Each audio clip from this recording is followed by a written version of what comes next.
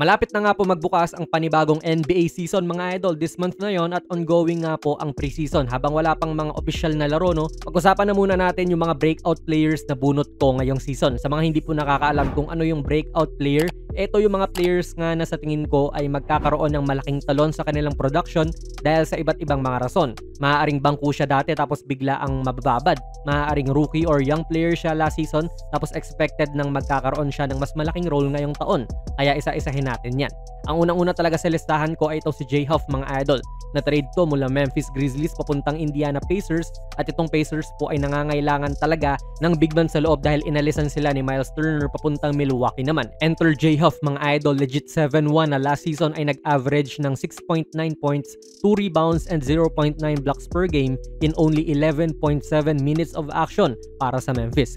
Kinuha talaga tong si Huff para may pamalit kay Turner at hawig din kasi sila ng laro. Mahabang mga big man na may bitaw sa labas. Efficient din po itong si Huff sa kanyang shooting at nag-average din ng 51.5% from the field at elite na 40.5% naman sa tres. Goods din yung volume niyan, attempting 3.1 attempts sa isang laro. Sa nakikita ko mga idol, instant starter tong si Huff sa Indiana, nakakailanganin talaga ang haba na mapoprovide niya sa court.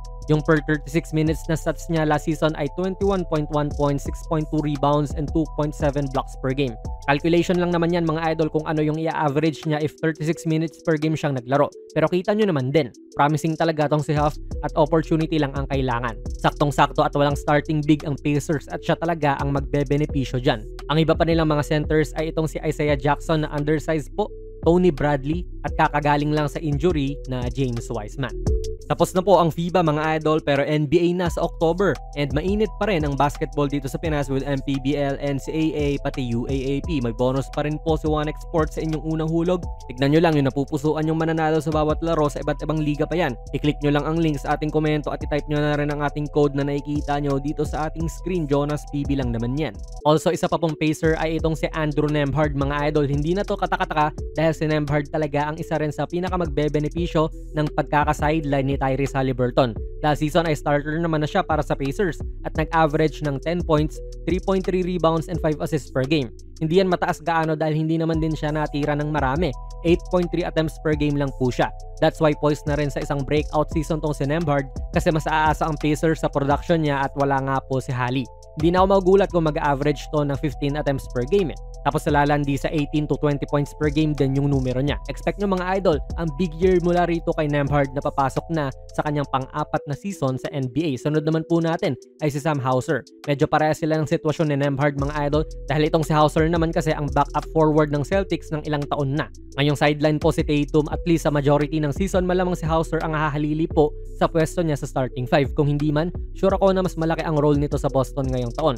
Nag-average lamang siya ng 8.5 points and 3.2 rebounds para sa Celtics bilang isang catch and shoot player nila. Pero ngayong taon, feel ko mas mabibigyan to ng chance na mag-create din ng sarili niyang tira dahil expected ng mas maraming siyang opportunities na makukuha rin. Siguro baka 12 to 15 points per game yung average nito ni Hauser if dumami yung playing time niya. May long-term contract din po si Hauser sa Celtics hanggang 2028 to 2029 season pa. So malamang talaga, tiwala rin si Coach Joe dito. Then ang next na bunot natin bilang breakout player ay itong si Terrence Shannon Jr. po. Rookie lang to last season pero poised na rin po itong si Shannon sa isang breakout year dahil siya na po ang papalit sa role ni Nickeil Alexander-Walker na umalis dito sa Timberwolves papuntang Atlanta Hawks. Tapos wala rin po silang major signings noong off-season. That's why kakailanganin talaga ni Shannon na mag-step up bilang main backup na wing player nila. May height siya na 6'6", sobrang athletic. May bitaw din po sa labas.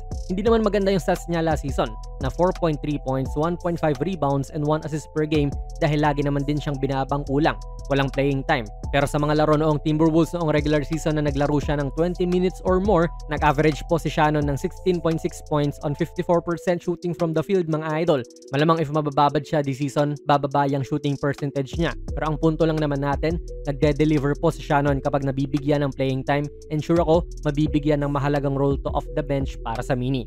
Last po natin ay itong si Amen Thompson. Masasabi po natin na nag-breakout na itong si Amen last season kasi mula 9.5 points na ang rookie year niya tapos hindi siya pansinin gaano dahil parating na injury. Ditong nakaraang season po ay mas nakita natin ang kanyang laro at tumalon sa 14.1 points ang kanyang average.